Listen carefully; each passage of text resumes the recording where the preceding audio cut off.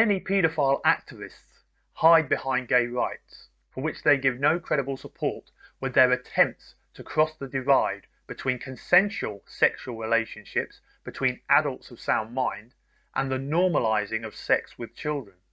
They have an agenda that has nothing whatsoever to do with the lesbian, gay, bisexual, transgendered, queer community, and repeatedly attempt to hijack the platform that exists for the equality of consenting adults of sound mind in order to exploit the community to both normalize and hide their criminal mindset and activities. Former Labour MP Peter Tatchell has had the finger of suspicion pointed at him as one of these people, though he denies emphatically giving any support for paedophilia, despite previously stating that not all sex with children is abuse, and that not all child rapes are unwanted, abusive or harmful. He also wrote the obituary for his friend, documented paedophile information exchange co-founder Ian Dunn, though he claims to have not known of the man's predilections. Yet Tatchell is a man who has openly admitted to having friends who are paedophiles, that he says have slept with children as young as 9. Tatchell crusades for the age of consent to be lowered below 16 and has campaigned to implement changes to sex education in schools, backed by TV celebrity Stephen Fry, who once told victims of abuse to get over themselves, and penned a play called Latin or Tobacco and Boy, about a 13-year-old child's affair with his school teacher.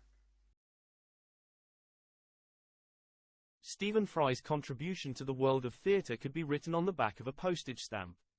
What kind of person thinks that paedophilia is funny? Stephen Fry, like his friend Tatchell it would appear, is happy to associate with known paedophiles, as he maintained his friendship with convicted paedophile Jonathan King, for whom music mogul Simon Cowell paid £50,000 of his £150,000 bail when he was arrested in 2000 for child abuse. King was arrested again for his sickening perversions in 2017. On the bottom of the page 155 in the book, there are a number of footnotes. The first reads, in 2011, Stephen Fry, close friends with Prince Charles, tweeted the following eulogy to Savile. Oh, Sir Jimmy Savile is no more. Spent a train journey from Leeds to London with him once. He was not as other men, fascinating and rare. R.I.P. The second footnote is from the Telegraph on the 21st of November 2001. Jonathan King gets 7 years for child sex.